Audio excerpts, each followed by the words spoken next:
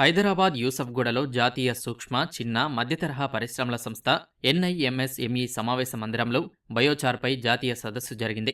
Progressive biochar society, rainbow bamboo academy సంయుక్త ఆధ్వర్యంలో జరిగిన ఈ సదస్సు వేదికగా బయోచార్ తయారీ పరికరాలు, కర్బన ఉద్గారాలు, వాతావరణ మార్పుల నేపథ్యంలో సవాళ్లు వంటి అంశాలపై నిపుణులు, శాస్త్రవేత్తలు, కంపెనీల ప్రతినిధులు విస్తృతంగా చర్చించారు. పంట కోతల అనంతరం వచ్చే వ్యర్థాలను తగలబెట్టకుండా అత్యాధునిక పరికరాలు ఉపయోగించి బయోచార్ తయారు చేసుకుని వాడుకోవచ్చని ప్రోగ్రెసివ్ బయోచార్ సొసైటీ ప్రతినిధులు సూచించారు. ఎట్లా తయారు చేయాలనేది ఉన్నది. అంటే రైతులు వాళ్ళ లెవెల్లో ఒక గుంత కొట్టుకొని కూడా చేయొచ్చు, లేదా పొలంలో డైరెక్ట్ కూడా కాలబెడతారు. కానీ ఆ పద్ధతుల ద్వారా మనకు ఎమిషన్స్ ఎక్కువైతాయి. దానికి ఒక ట్రైనింగ్ అనేది కూడా అవసరం ఉంటుంది.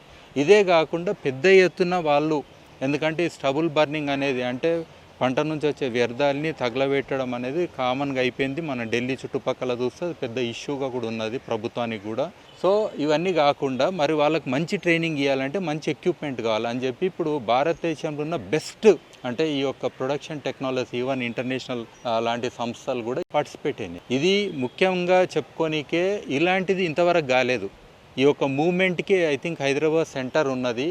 దాదాపు 20 రాష్ట్రాల నుంచి ఇక్కడ జనాలు వచ్చారు. 100 మీద పార్టిసిపెంట్స్ ఉన్నారు. సో అన్ని రకాల పార్టిసిపెంట్స్ ఉన్నారు. అటు రైతులను రిప్రజెంట్ చేసే వాళ్ళు ఉన్నారు, లేదా ఇటు ఆలోచన చేసే వాళ్ళు కూడా ఉన్నారు. ఇంకా మనం ప్రభుత్వాలతో చాలా వర్క్ చేయాల్సి ఉంది. పాలసీ రికమెండేషన్స్ కానీ even carbon credits, green credits ఇవన్నీ కొత్తగా ప్రభుత్వం ప్రవేశపెడుతున్నది. అంటే అటు మనకు సెంట్రల్ గవర్నమెంట్ కూడా చేస్తున్నది. అంతర్జాతీయంగా ఇవన్నీ ఆల్రెడీ ఉన్నాయి. 1 టన్ ఆఫ్ కార్బన్ సిక్విస్ట్రేషన్కి ఇలాంటి ప్రైజెస్ ఎన్నడూ చూడలేదు.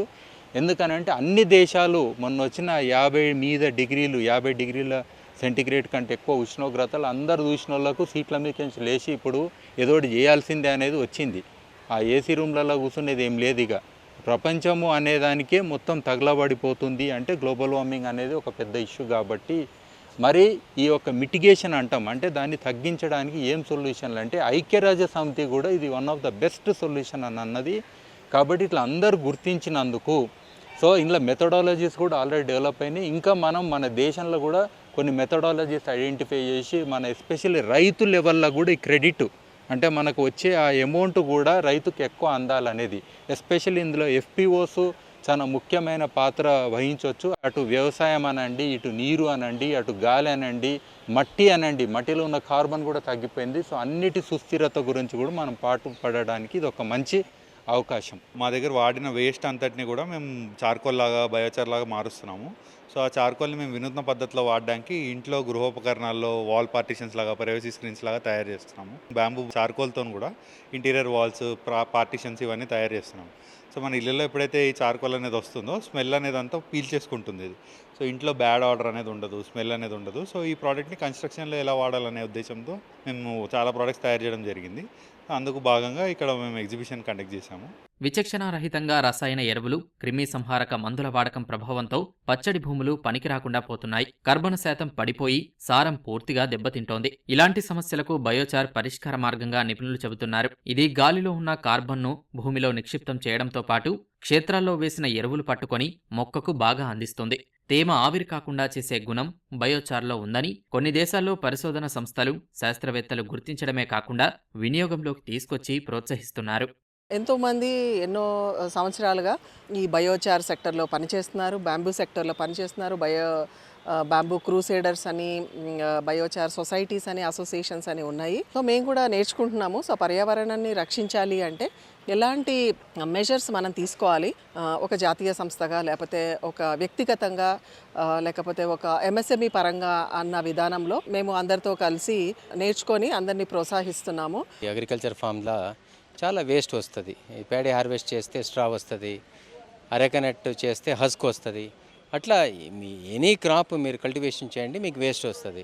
ఇప్పుడు ఏం చేస్తున్నాము, వేస్ట్ ఒకటే బర్న్ చేస్తాము, లేకుంటే తీసి పక్కన పడేస్తాం అంతేనే. సో ఇది కాకుండా బయోచార్ టెక్నాలజీలో మనము ఈ వేస్ట్న ఎట్లా ఒక వాల్యూ యాడెడ్ ప్రోడక్ట్, మనకు మంచి న్యూట్రియంట్స్ ఉన్న ఒక ఫర్టిలైజర్ లాగా ఎట్లా యూజ్ చేసుకోవచ్చు. వేరే వేరే ఇండస్ట్రియల్లో చాలా యూజేజ్ ఉన్నాయి. ఆయిల్ ఎక్స్ట్రాక్షన్ చేస్తున్నారు, కొత్త కొత్త టెక్నాలజీస్ని యూజ్ చేస్తున్నారు. ఇక్కడ బయోచార్ క్రూసేడర్స్ అంతా ఒక చాలా కమిటెడ్ గ్రూప్. ఈ టెక్నాలజీ ఎట్లా ప్రమోట్ చేయాలా, ఎట్లా ఎక్స్టెన్షన్ చేయాలా, ఈ చిన్న చిన్న గ్రూప్స్ ఉండొచ్చు, కోఆపరేటివ్ ఉండొచ్చు, ఫార్మర్స్ ప్రొడ్యూసర్స్ కంపెనీ ఉండొచ్చు, ఆ లెవెల్లో ఎట్లా యూజ్ చేసుకోవచ్చు అన్నది ఒక matter of discussion. International experts వచ్చిండ్రు. వాళ్ళు వేరే వేరే కంట్రీలో ఏ టెక్నాలజీస్ యూజ్ చేస్తున్నారు అంతా ఇక్కడ డిస్కస్ చేస్తున్నారు. నేషనల్ ఇన్స్టిట్యూట్ ఆఫ్ ఎంఎస్ఎంఈ ఇది ఆర్గనైజ్ చేస్తున్నారు. ఇది నా ఆశయం అంటే మనం ఏం ఈ హాల్లో డిస్కస్ చేస్తామో అది బయట తీసుకుపోయి ఏదో ఒక స్కీమ్కి లింక్ చేయాలా. అప్పుడు ఎంటైర్ కంట్రీలో ఆల్ విలేజెస్కి రీచ్ అవుతాయి. వాతావరణ అత్యవసర పరిస్థితిని పరిష్కరించడానికి బయోచార్ ఒక శక్తివంతమైన సాధనమని సదస్సు సందర్భంగా నిపుణులు చెబుతున్నారు. రానున్న రోజుల్లో రైతుల్లో మరింత అవగాహన కల్పించే దిశగా కృషి చేస్తామని వివరించారు.